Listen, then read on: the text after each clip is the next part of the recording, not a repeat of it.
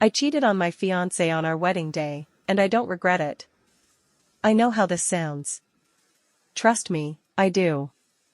You probably think I'm the worst person alive. But before you judge me, before you call me every name in the book, just hear me out. Because this isn't the story you think it is. My name's Emily, and up until my wedding day, I was the textbook definition of a good girl.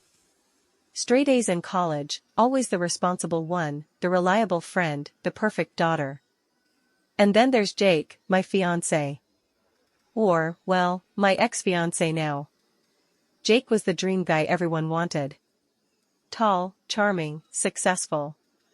He had this way of making you feel like you were the only person in the room, like nothing else mattered. We'd been together for 5 years, and when he proposed, I thought my life was finally falling into place. But there was something no one knew. Jake had a way of controlling me without me even realizing it. At first, it was subtle, picking out my outfits because he had better taste, suggesting I stay in rather than going out with my friends. Then it escalated, comments about my weight, my career, my family.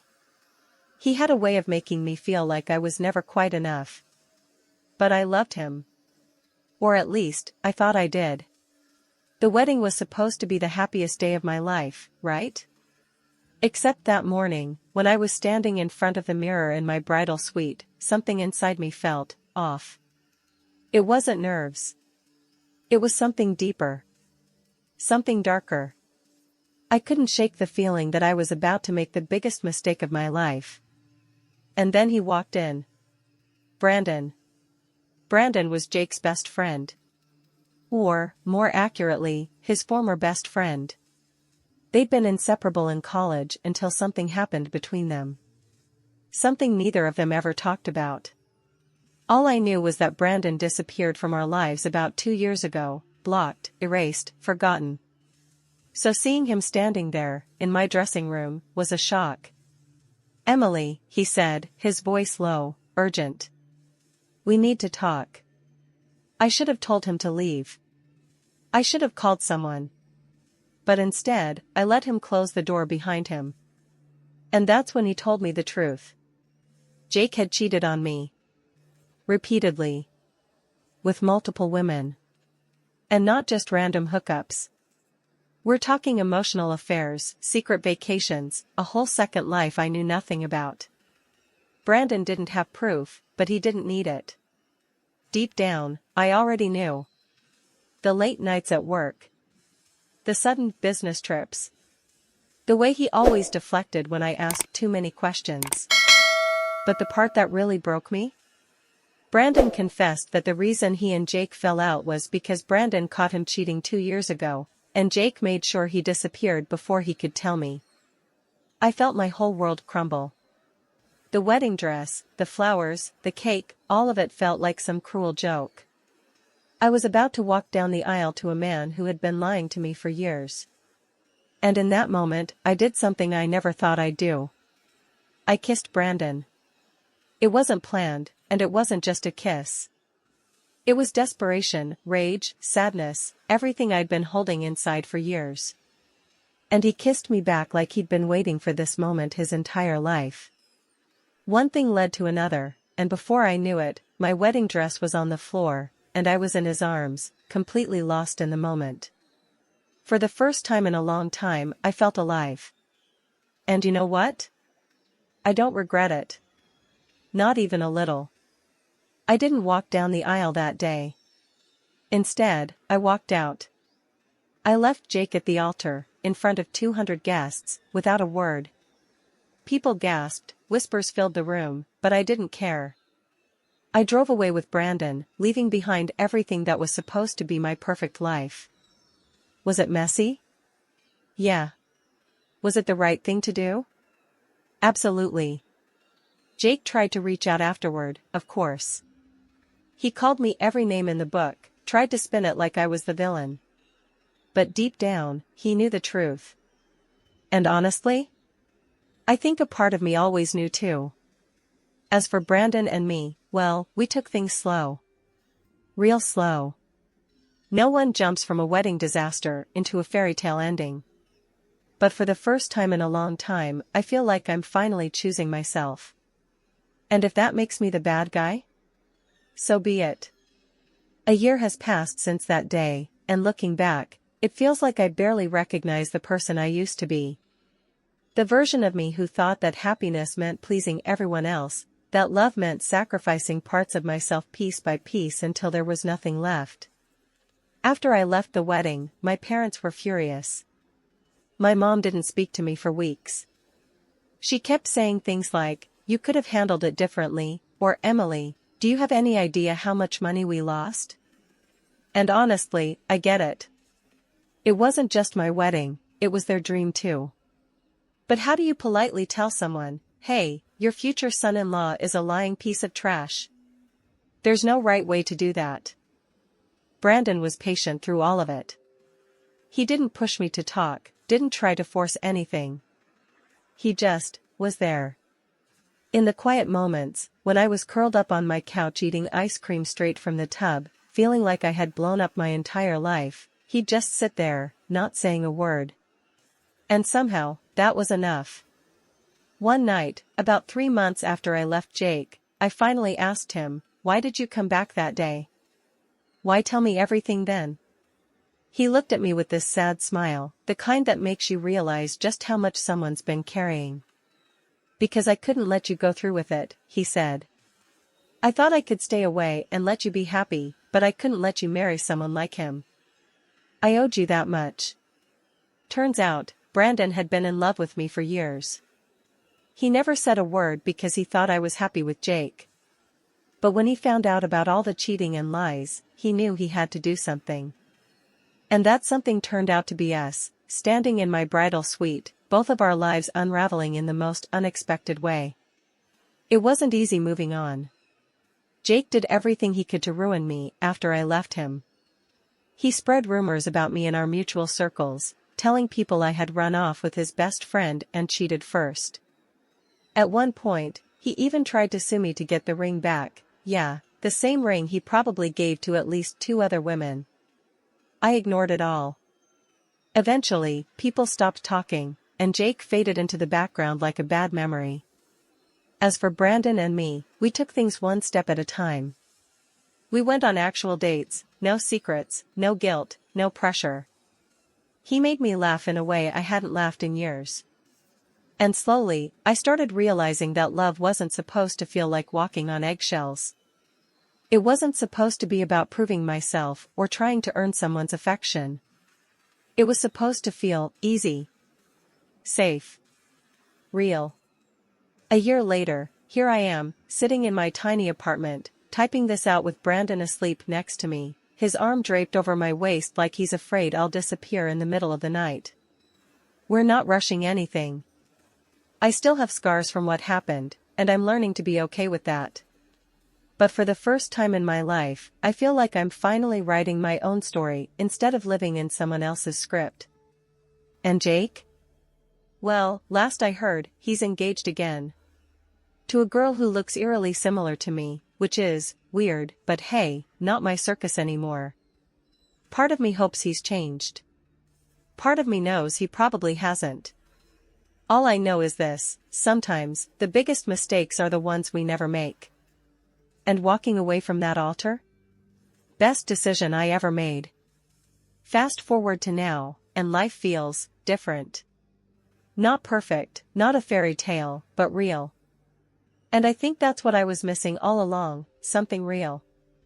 Brandon and I have been together for over a year now, and it's nothing like what I had with Jake. There's no grandiose gestures, no constant need to impress anyone, no suffocating expectations. It's just us, late-night drives with no destination, lazy Sunday mornings tangled up in sheets, arguing over what to watch on Netflix, and laughing about the stupidest things. I'm not going to lie, there are days when the guilt creeps in. Not because I regret what happened, but because sometimes I wonder if I should have been stronger earlier. If I should have seen Jake for who he really was before I let it get that far. But I'm learning to forgive myself. I think that's the hardest part, realizing that just because you loved someone once, doesn't mean they were right for you. And it sure as hell doesn't mean you deserved what they did to you. But the universe has a funny way of testing you, doesn't it? A couple of weeks ago, I ran into Jake. Of all places, it happened at the grocery store. I was standing in the frozen food aisle, debating if I wanted ice cream or something healthier. Spoiler, I chose ice cream, and there he was. Same cocky smile, same expensive watch, same fake charm that used to make me melt. "Emily," he said, like we were old friends. I just stared at him, trying to figure out if I wanted to run or throw a frozen pizza at his head. "You look good," he continued, eyes scanning me up and down like he still had the right. "Guess life's treating you well." I could have ignored him. I could have walked away. But something in me snapped, and I just said, "Yeah, life's great." "No thanks to you." He smirked, like it was all a joke to him. "Come on, Em. You left me standing at the altar. I think I deserve at least a little sympathy." And that's when I realized something. Jake wasn't sorry. He never was. He wasn't mad that I left, he was mad that I got away. So I smiled, the kind of smile that comes from finally knowing your worth, and said, "You deserved exactly what happened." And with that, I grabbed my ice cream and walked away. It felt good. Like closure I didn't even know I needed. When I told Brandon about it later, he just laughed and pulled me into his arms. "I bet he's still trying to figure out what hit him," he said, pressing a kiss to my forehead. And maybe that's the thing about life. Sometimes you don't get an apology. Sometimes you don't get the answers you think you need. You just have to move on and trust that walking away was the right thing to do. Because, looking back now, I don't regret a single thing. Not the wedding. Not the cheating. Not leaving. I'm finally free. And I think, for the first time in my life, I actually know what love is supposed to feel like. As much as I'd love to say that running into Jake was the final chapter of this whole saga, life has a way of throwing curveballs just when you think you've moved on. A few days after our awkward grocery store encounter, I got a message request on Instagram. It was from her. Samantha. The woman Jake was engaged to now.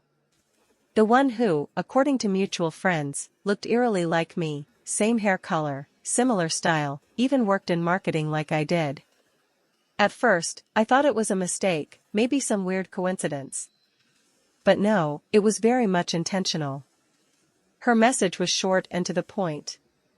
"Hey, I know this is weird, but can we talk? I think you might be the only person who can help me." My stomach dropped. I could have ignored it. I could have blocked her and pretended I never saw it. But deep down, I knew. I knew exactly why she was reaching out. Against my better judgment, I messaged her back, and we agreed to meet at a little cafe downtown. I walked in, scanning the room until I spotted her. She looked nervous, stirring her coffee so much it might as well have been a milkshake. And when she saw me, she gave me this small, tired smile. "Thanks for meeting me," she said, fidgeting with the sleeve of her sweater. I just nodded, sitting down across from her. "What's going on?" She hesitated, biting her lip, then finally blurted it out. "I think Jake's cheating on me." It took everything in me not to say duh. Instead, I took a deep breath and asked, "What makes you think that?" She went on to tell me about the late-night work meetings, the sudden business trips, the random phone calls he'd take outside. All of it felt so familiar, it was almost eerie. And the worst part? The way she kept blaming herself, the same way I used to. "Maybe I'm just paranoid," she whispered. "Maybe I'm not enough for him." I reached across the table and took her hand. "Listen to me," I said, my voice steady. "It's not you. It was never you." Her eyes welled up with tears. "Did he do this to you too?" I nodded.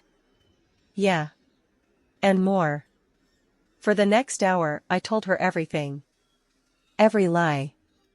Every red flag I ignored. How he made me feel like I was the crazy one when, all along, I was just a placeholder until someone shinier came along. By the time we finished, Samantha looked like a weight had been lifted off her shoulders. "I think I knew," she said quietly. "I just didn't want to admit it." I nodded. "I get it. But you don't have to go through it alone." She smiled then, a sad but grateful kind of smile. "Thanks, Emily." We left the cafe, and I watched her walk away, feeling something I hadn't felt in a long time: closure. Not just for me, but for her, for every woman who ever had to deal with someone like Jake. When I got home, Brandon was sitting on the couch, scrolling through his phone. He glanced up and raised an eyebrow. "Well?" "She knows," I said, kicking off my shoes and collapsing beside him. "I told her everything." He wrapped an arm around me and kissed the top of my head. "Good. She deserves better too." And that was the moment I realized something. Jake would never change. He'd keep repeating the same cycle with different women, different names, different faces. But me? I had changed. I wasn't that scared, insecure girl anymore. I was stronger. Wiser. And for the first time in a long time, I felt at peace with everything that happened. No regrets. No what-ifs. Just moving forward. A few months later, I heard through the grapevine that Samantha had broken off the engagement. She didn't tell me directly, but I didn't need her to. I knew she'd made the right call. And as for me? I'm still with Brandon. We're taking things one day at a time, but it's real. And I finally know what it feels like to be loved the right way.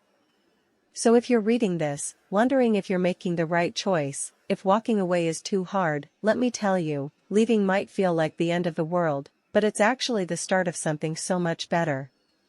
Sometimes, the best thing you can do is let go. It's funny how life works out sometimes. A year ago, I thought my world had ended. I thought walking away from Jake meant I'd ruined my chance at happiness, that I'd thrown away the perfect life I was supposed to have. But now? Now I know I was just making room for something better. Brandon and I have settled into a life that feels right. It's not flashy or over the top. We're not rushing into anything. But it's real. It's comfortable. And most importantly, it's honest. We moved in together a few months ago, and it's been surprisingly easy. No passive-aggressive fights over wedding guest lists, no pressure to be anything other than ourselves. Just nights spent cooking dinner together, random road trips when we feel like escaping, and those quiet, little moments where I catch him looking at me like I'm the best thing that ever happened to him. It's weird, you know? After everything that happened, I thought I'd have trust issues. That I'd second-guess everything. But with Brandon, I don't. He's patient with me, even on the days when my past creeps in and whispers doubts in my ear. And every time, he's right there, reminding me that I don't have to carry it alone anymore. And Jake? I don't think about him much anymore. I used to wonder if he'd ever change, if he'd ever realize what he lost. But now, I just don't care. I heard from a mutual friend that he's already dating someone new. Some influencer type, always posting pictures of them together like they're the perfect couple. Maybe she believes it. Maybe he does too. But I know better. And I'm grateful every single day that I got out when I did. As for Samantha, we keep in touch every now and then. She ended things with Jake a few weeks after our conversation and moved to a new city to start fresh. She's happier now, and seeing her thrive reminds me that sometimes the hardest decisions are the ones that set us free. If there's anything I've learned from all of this, it's that love should never feel like a cage. It should never feel like something you have to earn or fight for just to feel worthy. Love should be safe, kind, and mutual. And I finally have that now. So yeah, I cheated on my fiancé on our wedding day. And you know what? I don't regret it. Not even a little bit. Because it led me here. And here is exactly where I'm meant to be. The end.